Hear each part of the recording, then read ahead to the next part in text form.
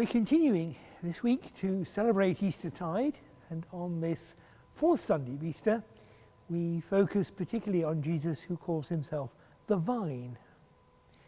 Our first reading is again from the Acts of the Apostles, as we follow the story of Saul, who becomes Paul, and this is his encounter with the Christians of Jerusalem, who are very wary of him, because here is the man who's been persecuting them and sending them off to prison, and now here he is preaching the gospel.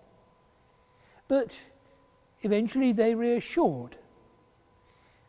But in the end, it's Paul himself who is the one who's facing persecution. Paul himself who is the one who's under threat of death because he is proclaiming Jesus Christ. And so he has to go off to Tarsus in order to be safe.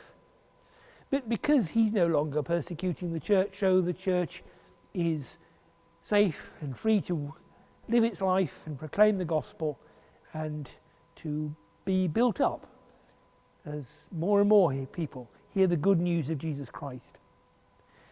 And in our second reading, St. John, in his first letter, tells us that we are commanded to have faith in Jesus and to love one another as he has loved us. And that our love has to be not just words, but action.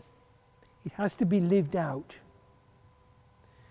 And that then brings us to our gospel, with Jesus saying that he is the vine and we are the branches. That we can't have life unless we're connected with him. And that again reminds us that we are part of the church, part of a community. We're not just individuals in God. No, our Christian life is lived out in communion with one another as parts of this vine. And it's as parts of that vine connected to Christ that we are able to bear fruit that will last. To have life, as Jesus said last week, to the full. And what does that fruit look like?